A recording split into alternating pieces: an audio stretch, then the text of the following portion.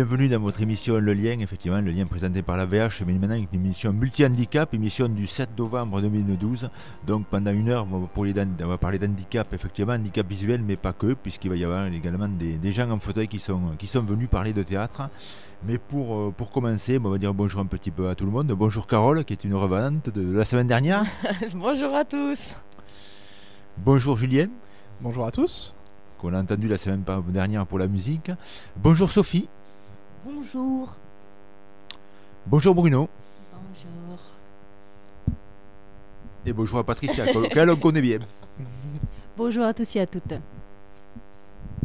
Voilà, c'est un petit peu compliqué aujourd'hui parce qu'il faut se partager les micros. Effectivement, on partage beaucoup de choses dans cette émission. Donc, on va commencer un petit peu donc avec Julien qui va nous parler donc de saga en audio. Qu'est-ce que c'est exactement ces petites choses que tu as créées en audio? Ah, j'ai pas créé là. Par contre, la semaine dernière, j'ai parlé de choses que j'ai créées moi. Cette fois-ci, c'est des choses que je connais, qui se trouvent sur Internet en fait. Mais je ne suis pas du tout créateur de ces sagas en fait. Donc, ce sont des séries qui sont faites exclusivement en audio. C'est un petit peu le principe du théâtre radiophonique qu'on avait en France il y a quelques années encore et qu'on retrouve encore en Angleterre aujourd'hui. Et en fait, donc je trouvais le sujet intéressant parce que quand on n'a pas la vue, c'est intéressant d'avoir aussi un petit média un peu divertissant, accessible vraiment, parce que là ça travaille uniquement sur le son, sur l'imagination. Du coup, l'imaginaire, ça se passe dans des mondes un peu imaginaires. Souvent, c'est un peu c'est un peu dépaysant. C'est assez sympathique, donc c'est pour ça que je voulais en parler parce que, voilà. C'est vrai que c'est très très sympa et puis ça nous ramène à quelque chose qui m'intéresse beaucoup, moi, qui est l'histoire de la radio.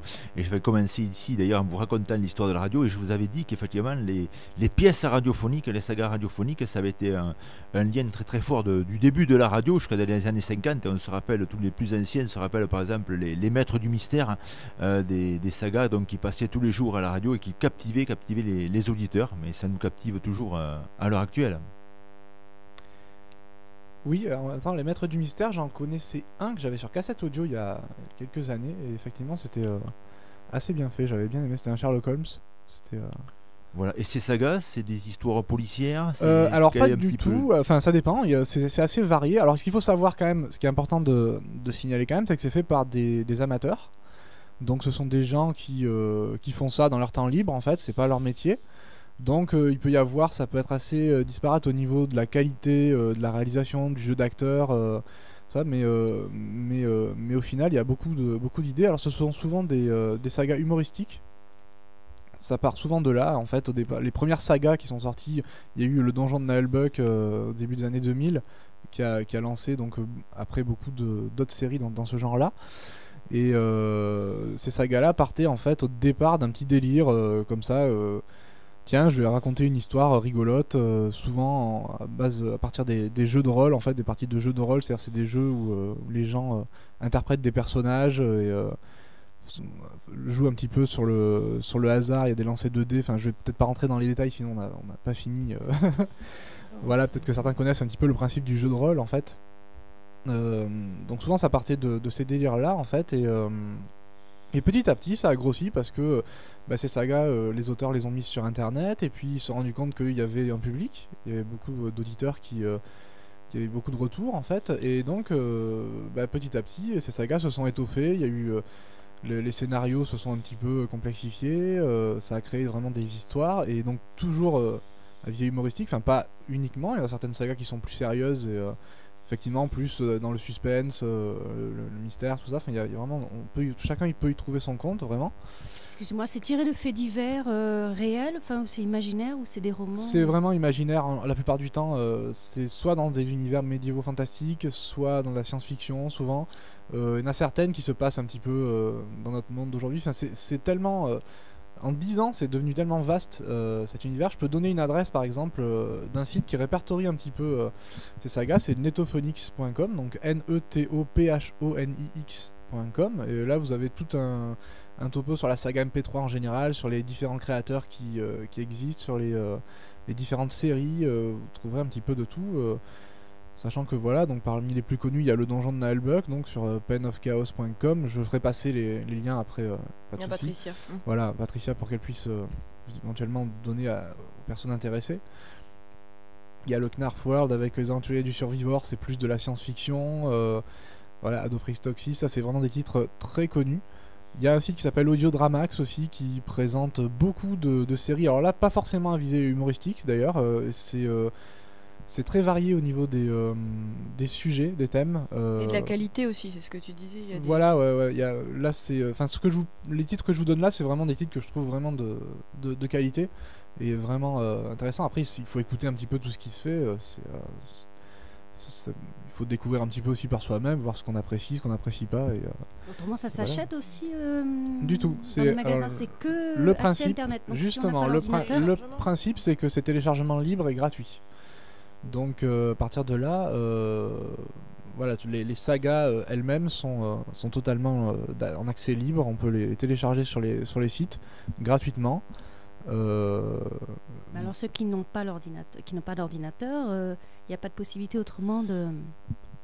Bah là, tenir la colle. Non, le truc c'est que c'est sur. J'essaie de m'adresser parce qu'il y a des gens, des auditeurs, auditrices qui n'ont pas forcément. Tout à fait. C'est savoir si c'est possible effectivement, c'est exclusivement sur Internet. Bon, de toute façon, à ce moment-là, ils viennent au comité, à la voilà, médiathèque, on télécharge sur MP3. C'est tout à fait, je pense, faisable de faire télécharger par quelqu'un. Enfin, il y a toujours, je pense, moyen d'arriver à y accéder. Et là, j'avais envie de parler d'une saga en particulier qui, moi, me tient vraiment à cœur parce que je la trouve, je trouve qu'elle regroupe vraiment beaucoup de qualités. La saga s'appelle Reflet d'acide. Donc ça se passe dans un univers médiéval fantastique. On peut la télécharger donc sur synopsite.com, donc synopsite.com. Donc ce que je trouve intéressant dans cette saga, c'est qu'elle elle mélange vraiment un humour que je trouve, enfin moi, particulièrement drôle, avec c'est en plus de ça, c'est très très bien écrit. Vraiment, il y a un travail d'écriture assez phénoménal. D'ailleurs, les épisodes sont de plus en plus longs et ils mettent de plus en plus de temps à sortir parce que c'est il y a vraiment un travail en amont qui est formidable sur l'écriture des textes et parfois l'utilisation même de textes en vers. Voilà, le scénario est vraiment prenant, c'est-à-dire qu'il mélange ce côté humoristique tout en ajoutant vraiment un vrai suspense, une vraie histoire. Moi je l'ai écouté derrière. aussi, c'est vrai que c'est Julien qui m'a fait découvrir ça. C'est de prime abord, on n'est plus habitué maintenant à écouter des histoires à la radio, voilà. Mais oui, voilà, mais à l'ancienne. Mais finalement, on s'y prend parce qu'on s'attache très vite au personnage. C'est ça. D'un point de vue sonore, c'est bien fait. Donc, au bout d'un moment, vraiment, on est plongé dans l'histoire et dans l'ambiance. Et quand on aime un peu l'aspect fantastique, puis c'est hyper drôle. Il y a toujours des blagues. Enfin, c'est un peu l'humour qu'on a tous les deux aussi. Donc, nous, ça dure combien de temps ces épisodes? Il y a beaucoup de jeux de mots. Alors, les plus longues, 1 heure maintenant. 1h30 même. Ouais. En fait, c'est très variable parce que donc, comme c'est un format qui est très libre et qui est diffusé uniquement sur Internet, ils sont pas tenus par des timings précis. Donc du coup, c'est vrai que là, les premiers épisodes, ça va de 10 à 15 minutes. Et puis petit à petit, ils deviennent de plus en plus longs parce qu'il y a énormément d'intrigues qui se développent dans cette histoire. Et du coup, le dernier dure 1h30 quoi. Mais c'est presque un film en fait, voilà, au final. C'est ça qui est fou, c'est que d'ailleurs, c'est quasiment un film. Il vous suffit de pas regarder la télé et d'écouter ça. Vous pouvez ça. faire autre chose en même temps. Mais des fois, je vous décommande parce que Ah oui. on suit plus tellement Non, l'histoire. alors Reflet d'acide, il faut pas faire autre chose en même temps. Il faut moi se j'ai poser, essayé, mais ça marche plus. Non, quoi. ça marche plus. Au bout d'un moment, on est perdu quoi. Il faut suivre. Mais t'as un extrait suivre, là, non? J'ai un petit extrait. Alors ça va pas vous en apprendre beaucoup sur l'histoire. On va dire que les personnages sont dans cet extrait-là sont au sommet d'une colline au milieu d'un cimetière et il y en a un, donc le personnage du nain qui s'appelle Zarakai, qui a libéré un esprit, qui lui a donc cet esprit pour le remercier, l'a autorisé à invoquer la personne de son choix. Et comme le nain avait soif à ce moment-là, il a invoqué le tavernier. Seul petit souci, c'est que le tavernier est arrivé mais sans ses vêtements. Donc ça pose quelques petits soucis. Voilà. Donc on peut écouter, j'ai un petit extrait d'épisode d'environ 2 minutes, on peut peut-être écouter ça pour montrer un petit peu aux gens ce que ça donne.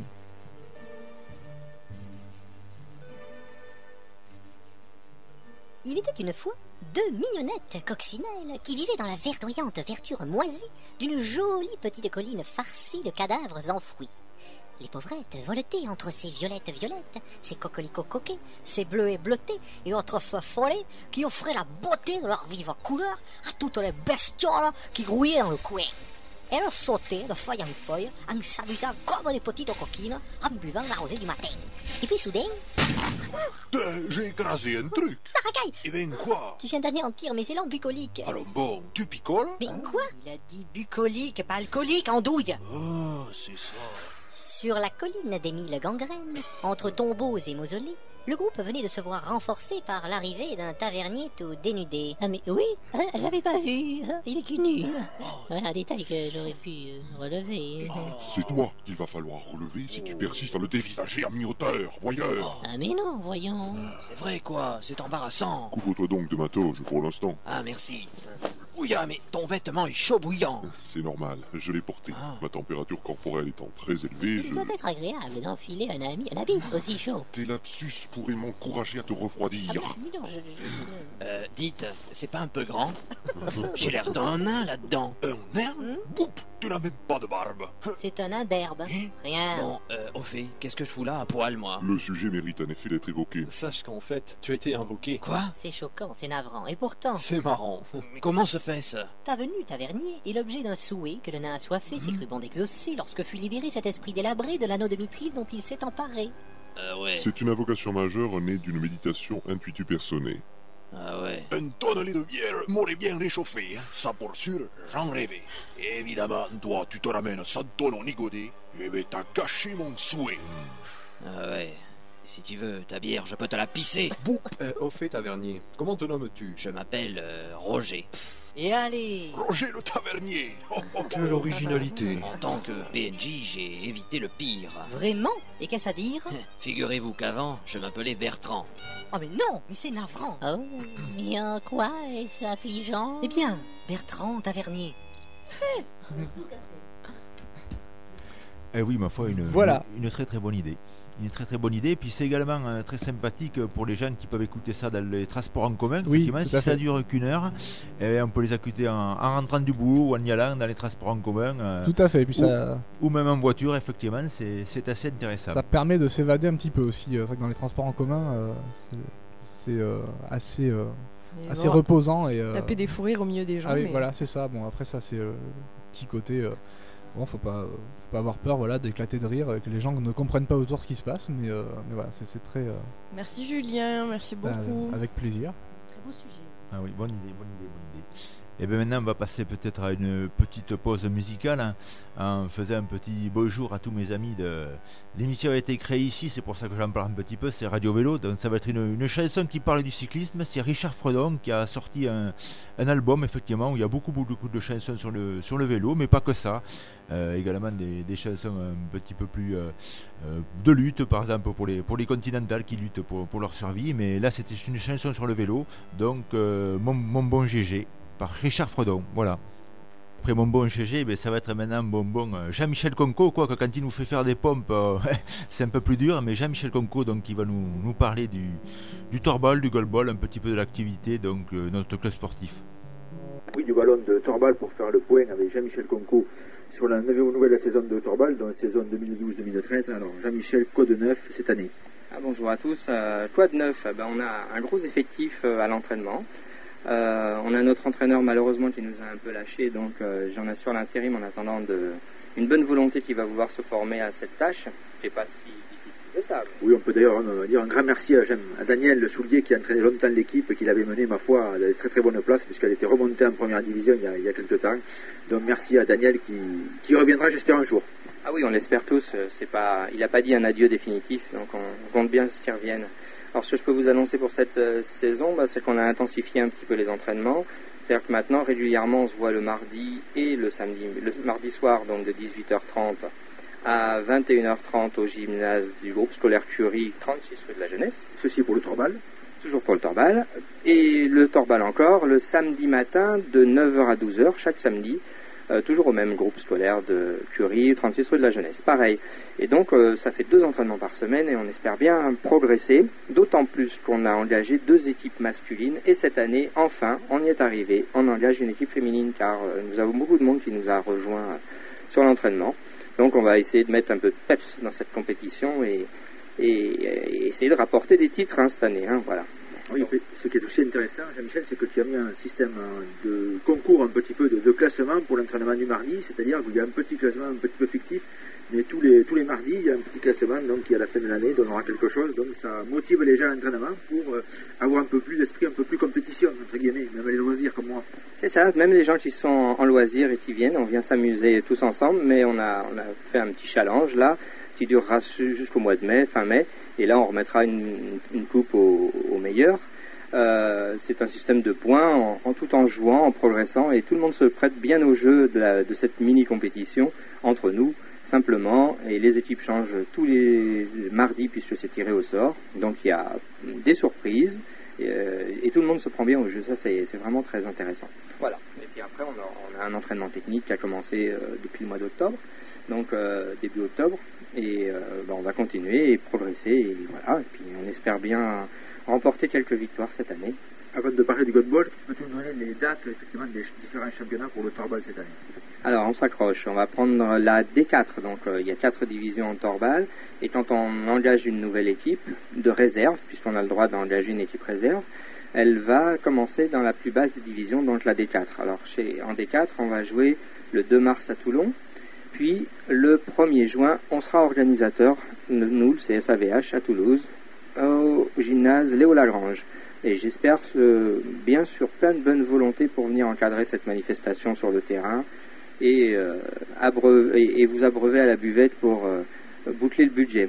Donc une date à retenir, c'est bien le 1er juin, c'est ça, 1er juin 2013. Samedi 1er juin, toute la journée, au gymnase Léo Lagrange. Ensuite, nous avons la division 2 masculine qui se jouera le 26 janvier d'abord, dans un premier temps, où c'est qu'ils vont jouer déjà? Ils vont jouer à Nice. Et le deuxième tour, il sera à Mulhouse, un grand voyage en perspective, Mulhouse, le 11 juin. Voilà, le 11 ou le 8 juin, quelque chose comme ça, début juin, le 8 juin. Ensuite, les filles donc qui s'engagent pour la première fois vont jouer le premier tour à Nice aussi une semaine avant les garçons. De toute façon, elles jouent toujours une semaine avant les garçons. Donc je me suis trompé sur les garçons, c'est donc le 22 juin le match retour, voilà. Et les filles vont jouer le 8 à Nice et le 15 juin à Marseille. Voilà, à ça, faut ajouter 2 autres compétitions, c'est-à-dire la Coupe de France féminine qui aura lieu au mois de mars, une semaine aussi avant les garçons. Elle aura lieu à Laval pour les féminines et à Palavas-les-Flots pour les garçons. C'est dans le courant du mois de mars, 8 et 15 je crois, quelque chose comme ça. Oui, ça va faire de très très longs déplacements, surtout celui à Mulhouse pour toutes nos équipes cette année. Il n'y a pas beaucoup de choses dans la région à part la D4 qui va se jouer chez nous. Oui, et Palavas qui n'est pas très loin non plus pour la Coupe de France. Mais sinon, effectivement, ça fait de la balade encore. Voilà, et il y aura quand même d'autres manifestations que je vais souligner à Toulouse, puisque le 25 mai, la D1 masculine sera organisée par le club de l'Attaque, qui s'entraîne avec nous aussi, toujours au gymnase Léo Lagrange, donc 2 week-ends de suite avec du Torbal au mois de juin. Et le premier tour n'est pas très loin non plus, puisque c'était à Beaumont-de-Lomagne, où notre association avait déjà participé en un tournoi amical il y a quelques années, et le tandem était venu prendre part à la fête. Effectivement, je me souviens. Donc, pour la D1, pour nos amis d'Attaque, ils ne vont pas aller bien loin, donc ils seront dans le Gers et puis ils seront chez nous donc, pour leurs différents matchs cette année. Voilà, et puis la coupe à Palavas aussi, donc c'est pas les gros déplacements cette année pour cette première division.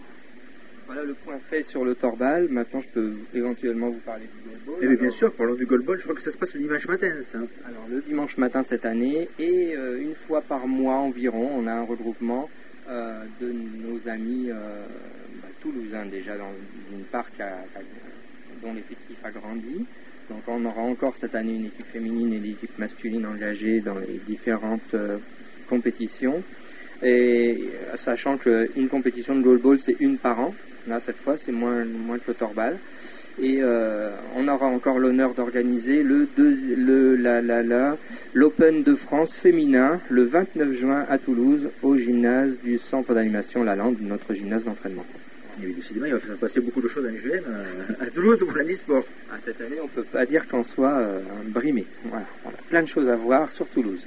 Et sinon, est-ce que tu peux revenir, est-ce que tu connais un petit peu le résultat, ce qui s'est passé aux Jeux Olympiques, donc pour le goalball cette année? Alors oui, parce que... Puisqu'on n'en a pas parlé sur Radio Occitanie.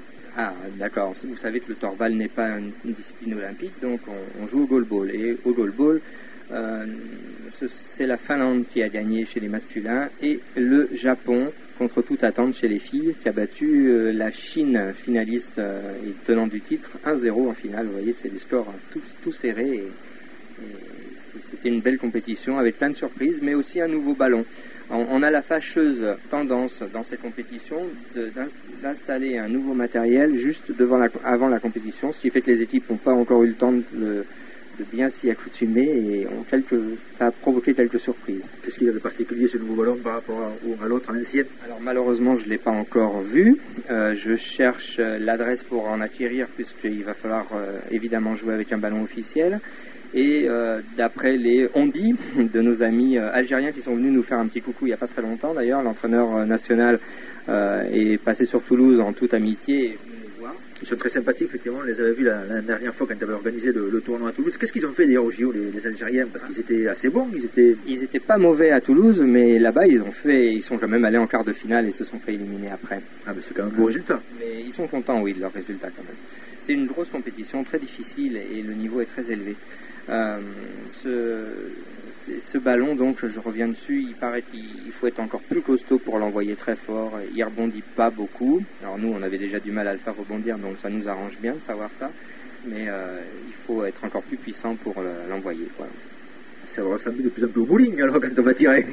Pourtant il n'est pas plus lourd, mais il paraît qu'il a moins d'effet, donc à voir, à suivre. On va essayer d'en obtenir et puis jouer avec, comme ça on aura plus notre idée sur la question. On reviendra vous en faire un petit topo. Voilà, avant de terminer, est-ce que tu aurais une ou deux informations plus handisport pour d'autres sports, puisque tu t'occupes pas mal de choses, pour le mois suivant ou d'ici Noël, qu'est-ce qui va se passer à Toulouse? Qu'est-ce que tu as des informations particulières? Je sais que vendredi il y a un petit colloque sur le handisport au gymnase de Frédéric Estève, là, où il va y avoir différentes démonstrations handi-rugby, foot, non, il n'y aura pas de foot, pardon. Il y a du basket en fauteuil, il y a de la sarbacane, il y a de la boccia, il y a le club d'aviron aussi, alors je ne vois pas bien ce qu'ils vont venir nous montrer, à moins que ce soit sur du matériel d'entraînement. Ils ont des rameurs, hein, vous avez déjà montré place du Capitole. Ça doit être ça, avec ce matériel-là qui viennent faire les démos. Donc ça c'est donc au gymnase Arnonnet, vendredi, toute la journée, un petit colloque organisé par des internes de Rangueil, je crois. Voilà. Voilà, écoute, merci. C'est tout ce que j'ai pour jusqu'à la fin de l'année. Merci Jean-Michel, je vais te laisser parce qu'il va falloir maintenant s'échauffer et s'entraîner. Voilà, on va aller s'occuper de notre groupe qui nous attend avec impatience. Merci beaucoup à tout le monde, au revoir. Et oui, faites-moi une interview réalisée juste avant l'entraînement. Je vais vous donner un petit peu rapidement le classement, puisqu'il vous a dit, Jean-Michel, qu'on faisait un petit concours. Donc, premier, 31 points Fred, deuxième, Arnaud et Maïté, troisième, Jérôme, troisième, Emma. Après, il y a Jean-Michel Conco, l'entraîneur qui joue également, qui est là, Jean-Michel et puis Romain, Mathéo, et puis après Christophe et moi, Philippe. Merci les copains, parce qu'effectivement, je ne mérite pas d'être à cette place en torbal. Après, Sofiane, Rachid et Thomas, Pierre, Nikita, Émilie, Thierry et Cécile. Voilà un petit peu le classement, un petit amical de ce tournoi qu'on fait tout le long de l'année pour préparer vraiment les grandes compétitions pour ceux qui font de la compétition. Voilà, un petit peu ce qu'on peut dire sur le goalball et le torbal. Alors maintenant on va passer à la pause de musicale effectivement de nos deuxièmes invités, puisqu'on va parler théâtre maintenant. Donc c'est Birdik qui va vous interpréter un morceau et puis après on parlera théâtre. Et oui, est venu le moment de parler théâtre maintenant. On va découvrir un petit peu ce que c'est le théâtre, ce qu'ils font effectivement. Moi je connais pas grand chose. Ma seule expérience on peut dire c'est un théâtre, c'est qu'un jour à Noël j'avais joué le malade imaginaire. C'est tout ce que j'ai fait. Donc vous voyez, c'est voilà. C'est nul. C'est nul effectivement, t'as raison. Mais au sens propre ou au sens figuré? Est-ce que t'avais fait semblant d'être malade ou est-ce que t'as non, j'avais joué pièce de la pièce. Voilà, j'avais joué la pièce pour faire rire un petit peu ma famille, effectivement. Ça les avait bien fait rire. On m'avait accoutré d'un bonnet, là, de malade. Enfin, bon. Ah, je pensais que t'avais fait semblant d'être malade pour avoir plus vite les cadeaux. Ça t'a vacciné. Voilà. Donc, oui, le théâtre, non. Puis il faut apprendre des choses par cœur. Donc, moi, apprendre des choses par cœur, c'est pas trop dur, bon truc. trop Moi qui travaille qu'à l'impro, donc, mais bon, on va parler théâtre donc avec Bruno. Alors, Bruno, toi, t'es un passionné, et bien sûr, Sophie. Toi, Bruno, t'es un passionné de théâtre. C'est mon on va le citer, mon ami Michel Destarac, effectivement, qui fait également partie de votre association, qui m'a indiqué effectivement ce que tu faisais, ce qui était très intéressant. Donc comment un petit peu t'es venu au théâtre? Est-ce que c'est depuis l'enfance pour toi? En fait, j'ai commencé il y a 15 ans, j'ai pris des cours de théâtre. Moi, j'ai toujours aimé le théâtre, déjà on en faisait à la maison avec mes frères et sœurs, donc je trouvais ça marrant de se mettre dans la peau de personnages et tout ça. Et donc j'ai vraiment voulu m'orienter d'une façon un peu plus semi-professionnelle, disons. Donc j'ai vraiment pris des cours de théâtre qui étaient destinés à des professionnels et des semi-professionnels. Et du coup j'ai pris encore plus goût. Et il y a 2-3 ans, c'est ça, 2 ans peut-être, on a monté une compagnie de théâtre, donc une association en 1901, parce que beaucoup de compagnies de théâtre ont une association derrière pour pouvoir exister, pour avoir une subvention, et donc voilà, moi j'avais écrit... Et son nom, c'est quoi, le nom de l'association? Alors c'est la compagnie des Symphes.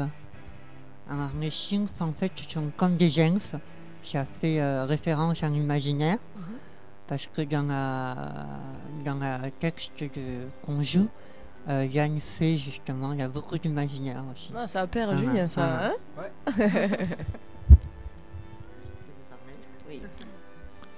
Donc également peut-être quelques mots de Sophie, pourquoi elle est venue donc dans cette compagnie de théâtre? Tout à fait. Alors oui, donc on s'est rencontrés par hasard avec Bruno. Voilà, et donc il me dit, tiens, j'écris une pièce, je cherche un metteur en scène. Je dis, tiens, je suis metteur en scène, je cherche une pièce à mettre en scène. Alors on s'est retrouvés, on s'est mis ensemble. Oh, trop mignon. C'est beau. Et alors voilà, non mais du coup, parce que moi ça fait 10 ans que je fais du théâtre, je suis comédienne donc et metteur en scène. Et moi-même j'ai créé ma petite compagnie, mais c'est vrai que quand Bruno m'a proposé ce projet, j'ai de suite été intéressée, déjà donc par le texte, et puis donc l'idée de me lancer dans cette nouvelle aventure. Donc voilà, on a passé des annonces sur un site internet pour trouver des comédiens, et on a pu créer cette pièce, L'âme au corps. Voilà. Peut-être veux-tu parler un petit peu de la pièce L'âme au corps? En fait, L'âme au corps, en fait, l'idée m'est venue il y a plus de 10 ans. Ça a émergé un peu dans ma tête. Et du coup, il y a vraiment 4 ans que j'ai commencé vraiment à écrire cette pièce. Et j'ai vraiment voulu dissocier le corps, la matière, de son esprit, en fait. Et que ferait un corps sans esprit? C'est la raison. Vaste sujet. Enfin, c'est un très vaste sujet.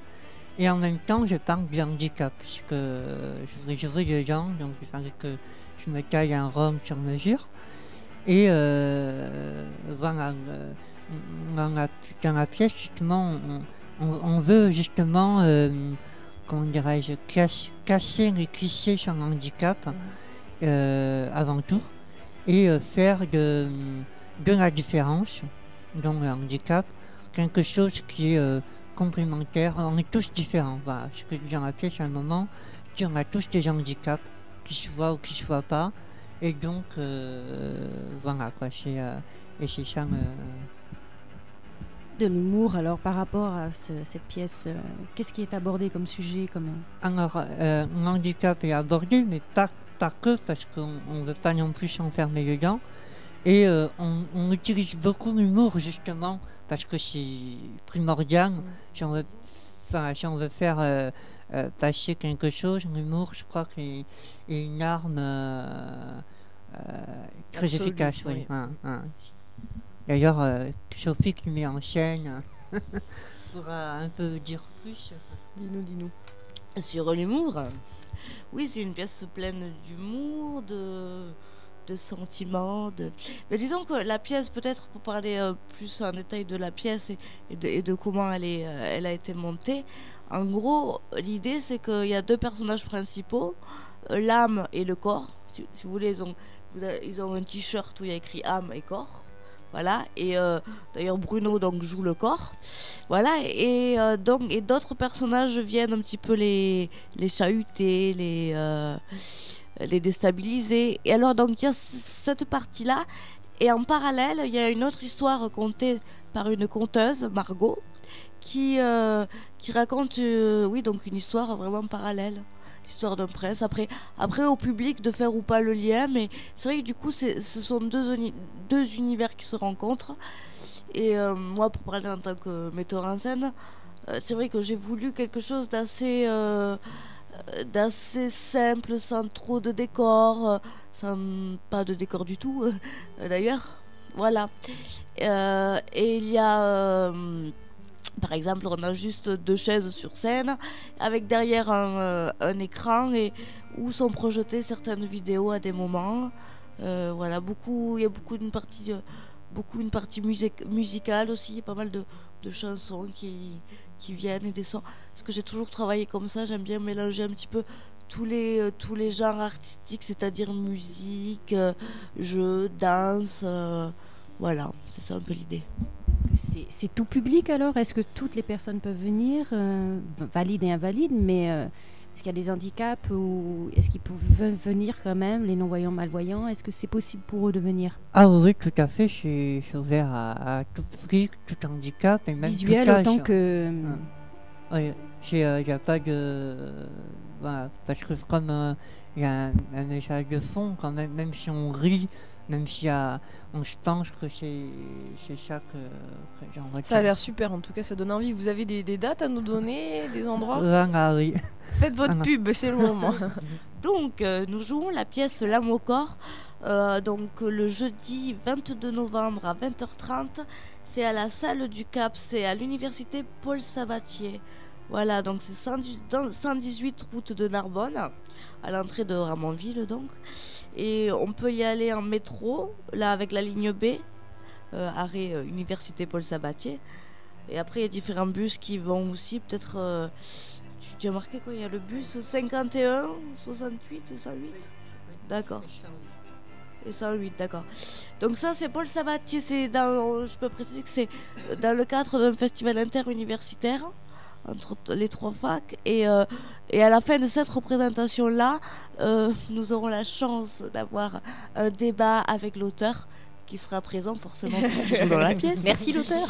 Merci l'auteur.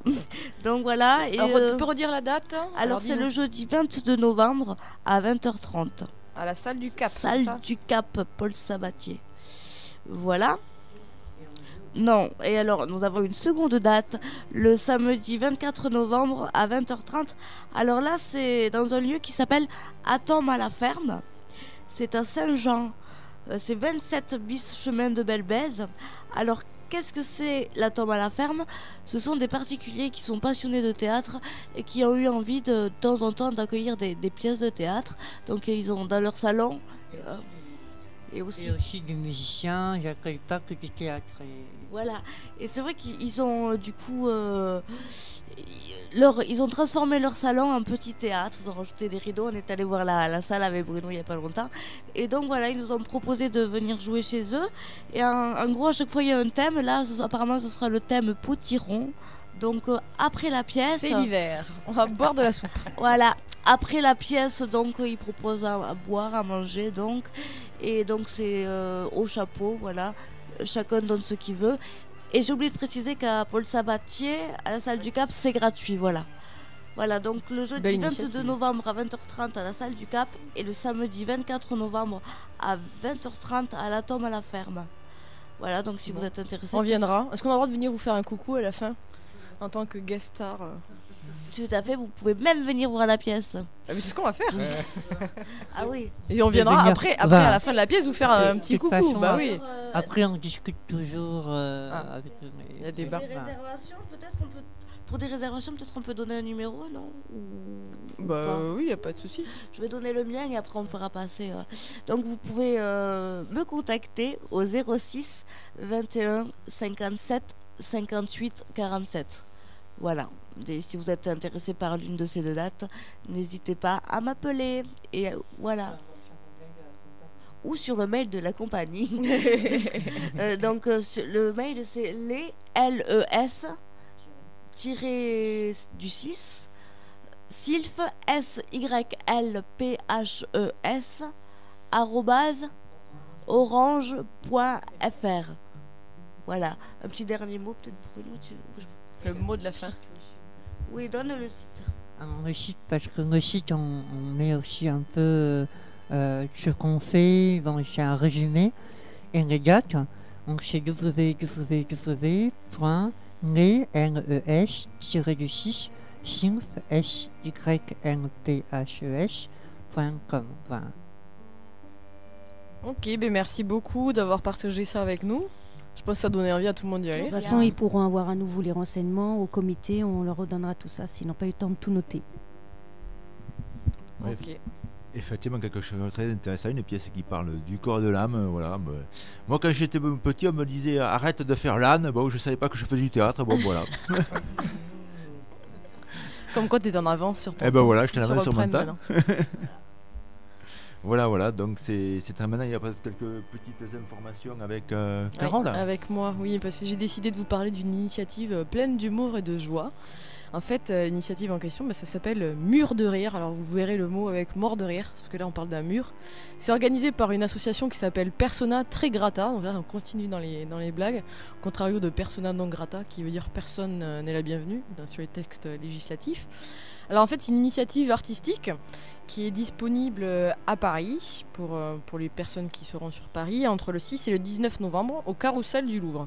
C'est une installation vidéo qui a été réalisée par un monsieur qui s'appelle Nicolas Favreau et qui est exposé sur un grand mur, un mur de 18 mètres de long. Et le mur, il est composé en fait d'une quarantaine d'écrans de différentes tailles. Et on y voit défiler des portraits d'hommes et de femmes handicapés mentaux en train de sourire et rire en même temps. Parce que généralement, quand on rigole, on sourit, ça va de pair. Alors en fait, ça a été initié en septembre 2011 et c'est un projet qui a une double vocation. Tout d'abord, il s'agit d'un manifeste. Le manifeste, vous vous rappelez ce que c'est?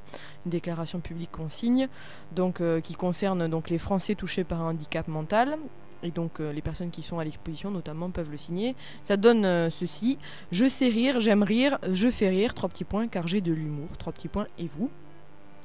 Il s'agit vraiment d'une performance artistique en plus du manifeste. Alors, comment ça s'est mis en place concrètement? Là, donc Nicolas Favreau, l'artiste, il a filmé en gros plan et sur des fonds de couleurs à peu près 800 rires et sourires de personnes, toutes volontaires, qui sont touchées par la déficience intellectuelle ou une lésion cérébrale suite à une maladie ou un accident. Ça a été fait grâce au partenariat de plus de 40 structures d'accueil partout en France qui ont accepté de participer. Et l'objectif de l'installation, c'est de rire ensemble et ne pas rire les uns des autres, en fait. C'est ça l'idée. Alors on parle des personnes handicapées pour la prise en charge et pas d'elles en tant que citoyens. C'est un peu ce que disait l'artiste. Il dit: j'ai voulu montrer qu'elles avaient aussi droit à un peu de légèreté. Parce que l'humour, comme on le disait tout à l'heure, c'est quand même l'arme absolue contre la tristesse, la morosité puis le jugement.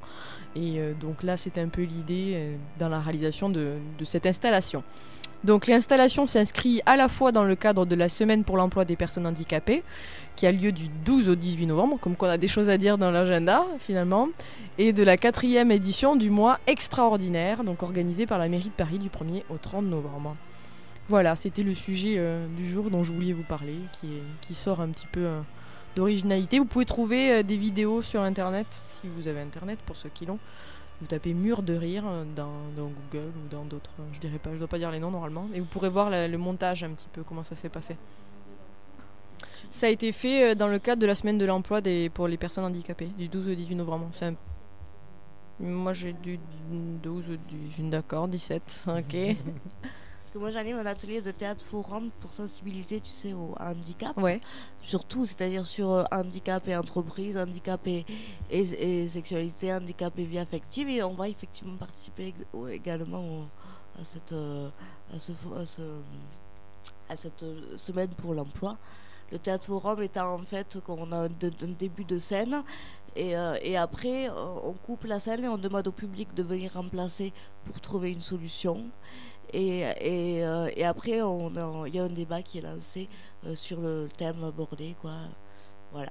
Il y a plein de choses intéressantes en fait, dont on n'a Oui, pas c'est forcément connaissance.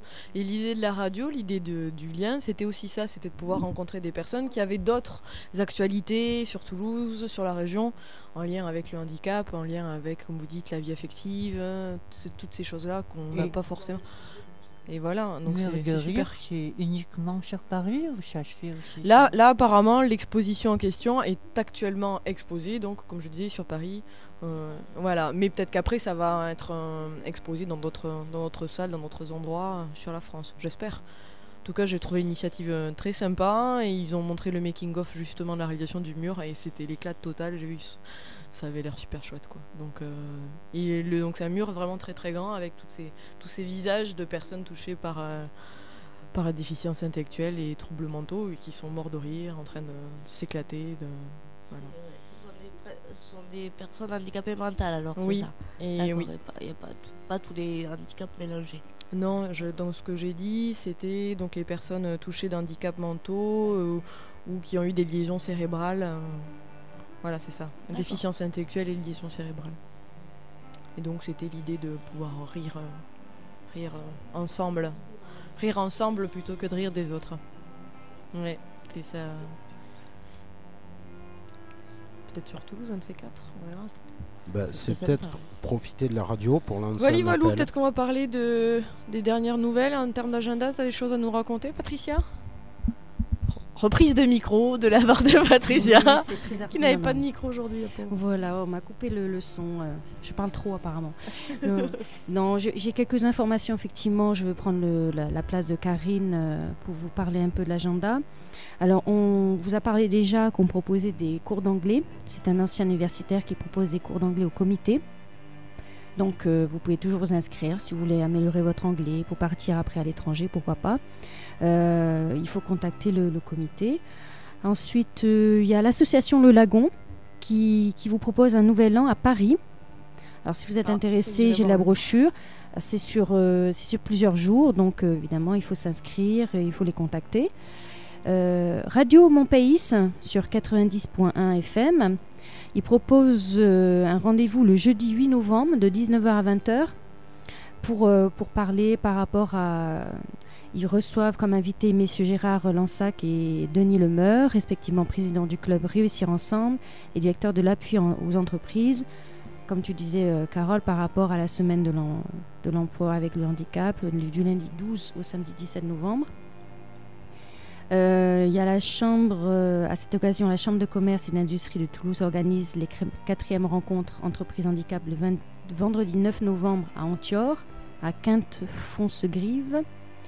Il y a les magasins But de l'Ariège, donc celui de Pamiers, de Foix et de Saint-Giron.